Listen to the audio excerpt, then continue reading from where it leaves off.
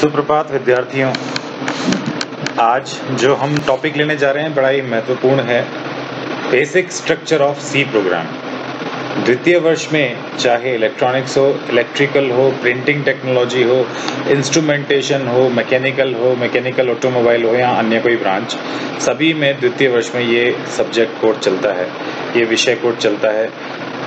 Electronics में 210 के नाम से और इलेक्ट्रिकल में 208 सब्जेक्ट कोड। सी प्रोग्राम का स्ट्रक्चर। मेरा नाम भरत गोखलानी है और मैं राजकीय पॉलिटेक्निक महाविद्यालय में व्याख्याता कंप्यूटर के पद पर कार्यरत हूँ।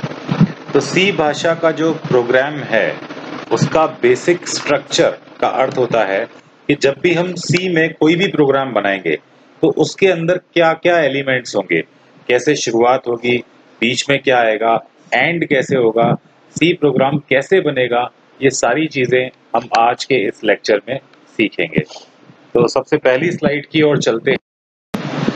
A C program is divided into different sections. C का जो प्रोग्राम है वो कई सेक्शंस में बटा हुआ होता है। There are 6 main sections to basic C program. कुल मिलाकर सी भाषा का जो प्रोग्राम है वो 6 सेक्शंस में बटा हुआ है और ये जो 6 सेक्शंस हैं, the 6 sections are documentation, link, definition, global definitions, main functions and sub programs। कुल मिलाकर हमारे जो ये 6 सेक्शंस हैं चित्र द्वारा दिखाया गया है। सबसे पहला सेक्शन डॉक्यूमेंटेशन, दूसरा लिंक सेक्शन, तीसरा डेफिनेशन सेक्शन, फिर ग्लोबल डिक्लेरेशन सेक्शन, फिर मेन फंक्शन और सब प्रोग्राम। जहां तक है इनमें से 3 सेक्शंस तो हर प्रोग्राम में काम आएंगे ही आएंगे। पहला सेक्शन डॉक्यूमेंटेशन, दूसरा लिंक सेक्शन और तीसरा मेन फंक्शन। ये देखिए तीनों ब्लू से दिखा रखे हैं आपको। डॉक्यूमेंटेशन, लिंक और मेन, ये तीनों जो हैं आपके हर प्रोग्राम में यूज होंगे। बाकी जो सेक्शंस हैं, link section, global definition section, सब प्रोग्राम सेक्शन, ये निर्भर करेगा किसी प्रोग्राम में आएंगे और किसी में नहीं आएंगे। तो पहला, दूसरा और 5वां, ये 3 जो सेक्शंस हैं ये हर प्रोग्राम में आएंगे ही आएंगे।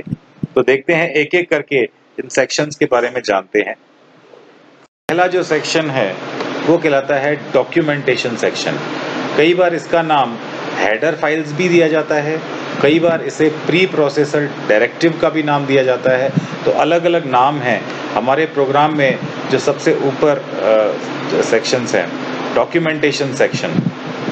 डॉक्यूमेंटेशन सेक्शन का अर्थ है कि आप अपने प्रोग्राम को किसी तरह की कोई हेडिंग देना चाहते हो, कोई कमेंट देना चाहते हो या फिर कुछ और, तो आप बताना चाहते हैं कि हमारा प्रोग्राम हमने ये टाइटल रखा है।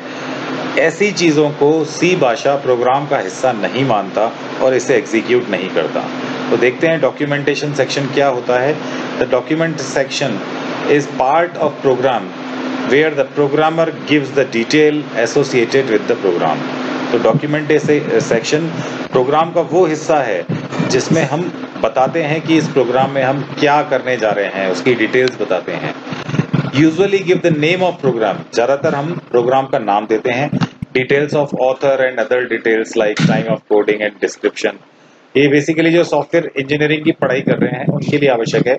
कुल मिलाकर इस स्तर पे तो हमें केवल प्रोग्राम का नाम ही हमारे टाइटल में देना है, जिसे हम डॉक्यूमेंटेशन सेक्शन कहते हैं। तो 2 तरह से हम अपने प्रोग्राम को टाइटल दे सकते हैं या डॉक्यूमेंट कर सकते हैं। पहला पैराग्राफ के रूप में, यदि मुझे एक पूरा पैराग्राफ अपने प्रोग्राम की हेडिंग बनाना है तो मैं शुरुआत करूंगा // और बंद भी करूंगा // और बीच में आप जो चाहें वो डिस्क्रिप्शन दे सकते हैं। फाइल नेम जैसे हुआ, ऑथर का नाम हुआ, डेट हुआ, डिस्क्रिप्शन हुआ, कुछ भी। कुल मिलाकर पूरे पैराग्राफ को अगर हम हेडिंग बनाना चाहते हैं या डॉक्यूमेंट बनाना चाहते हैं तो // और // में उनको हम बीच में लिखेंगे। फॉर सिंगल लाइन कमेंट, अगर आप अकेली लाइन को कमेंट बनाना चाहते हैं, टाइटल बनाना चाहते हैं या हेडिंग देना चाहते हैं तो हम 2/ डबल स्लैश का यूज करेंगे। जैसे उदाहरण के तौर पर लिखा हुआ है // program to print sum of 2 numbers. तो ये बेसिकली प्रोग्राम की हेडिंग बन जाएगा।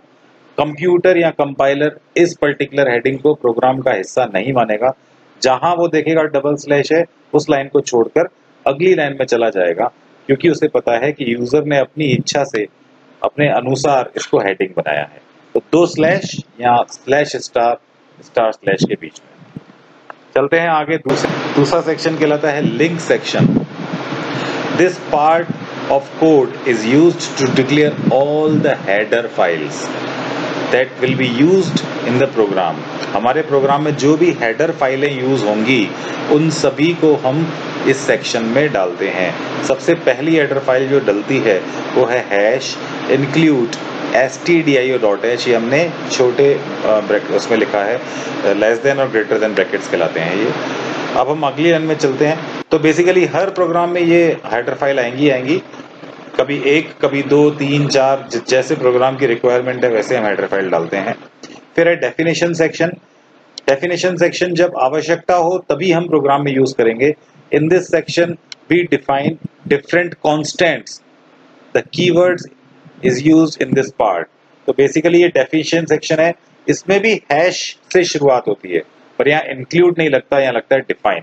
तो जब भी हमें कोई कांस्टेंट डिक्लेयर करना हो तो ये डेफिनेशन सेक्शन में होगा। उदाहरण के तौर पर hash define pi is equal to 3.14। आगे चलते हैं। इसके बाद आता है ग्लोबल डिक्लेरेशन सेक्शन। यदि हम चाहते हैं कि हमारे कुछ वेरिएबल्स ग्लोबली यूज हों तो उन्हें हम इस सेक्शन में डालते हैं मेन के ऊपर। This part of code is part where the global variables are declared. तो ये ग्लोबल वेरिएबल डिक्लेयर कहलाते हैं। All the global variable used are declared in this part.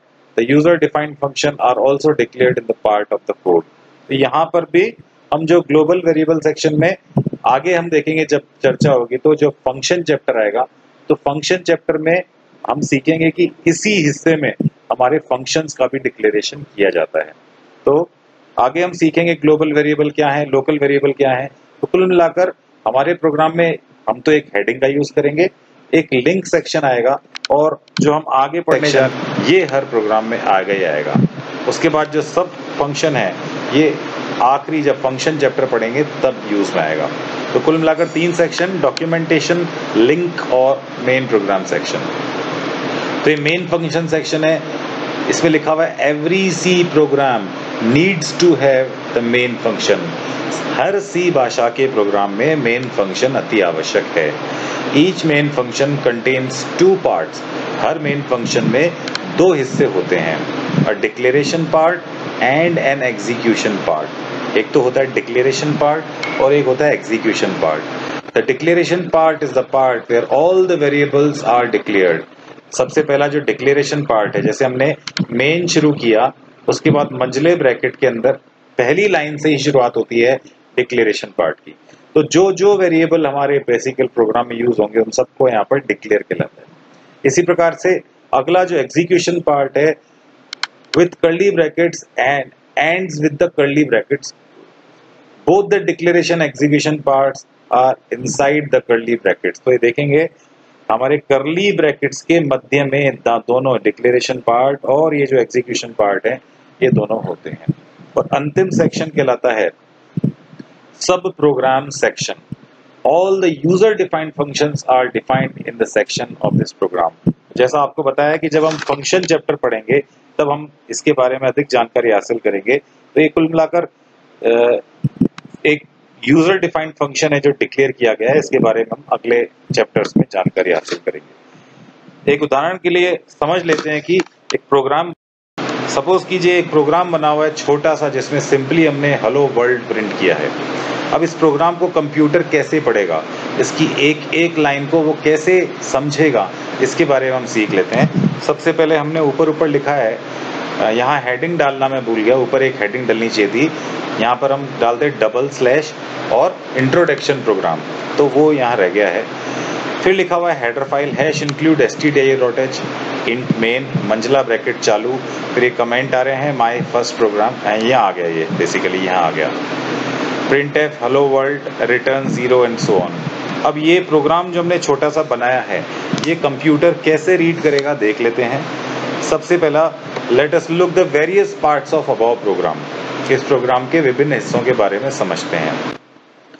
The first line of program hash include stdio.h। सबसे पहली line जो आप देख रहे हैं हैश इंक्लूड stdio.h, ये एक हेडर फाइल है जिसे प्री प्रोसेसर कमांड कहा जाता है।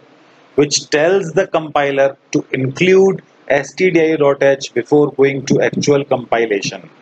ये कंपाइलर को बताती है कि इस फाइल stdio.h फाइल को इंक्लूड करो आगे बढ़ने के लिए या एग्जीक्यूशन स्टार्ट करने से पहले। इसके बाद जो अगली लाइन है वो है int main। आप चाहें तो int लगाएं, नहीं तो आपको पहले बताया जा चुका है कि void भी लगा सकते हैं। यदि void लगाते हैं तो नीचे getch यूज करेंगे अंतिम लाइन में, और यदि int लगाते हैं तो नीचे return 0 यूज करेंगे। ठीक है, तो the next line int main is the main function where the program execution begins। तो प्रोग्राम का जो एग्जीक्यूशन है उसकी शुरुआत कहां से होती है? इस मेन फंक्शन से। The next line /*/ will be ignored by compiler। इनको कंपाइलर इग्नोर करेगा क्योंकि /* पढ़ते ही वो देखेगा कि क्या अंत में // है। अगर मिलेगा तो इसको कमेंट मान लेगा और मान लेगा कि यूजर ने अपनी इच्छा से हेडिंग डाली है। It has been put an additional comment in the program, so such lines are called comments in the program। ऐसी लाइन को प्रोग्राम में कमेंट्स के नाम से जाना जाता है। The next line printf is another function available in C। ये printf एक फंक्शन है C भाषा का जिसका कार्य होता है आउटपुट देना। It causes the message hello world to be displayed on the screen। इससे हमारा जो मंझले ब्रैकेट के अंदर जो भी लिखा हुआ है वो स्क्रीन के ऊपर डिस्प्ले हो जाएगा। ये बैकस्लैशन क्या है हम हमारे अगले लेक्चर में सीखेंगे। इसे न्यू लाइन कहा जाता है और इसकी वजह से कर्सर अगली लाइन में आता है। The next line return 0 terminates the main function and returns the value 0।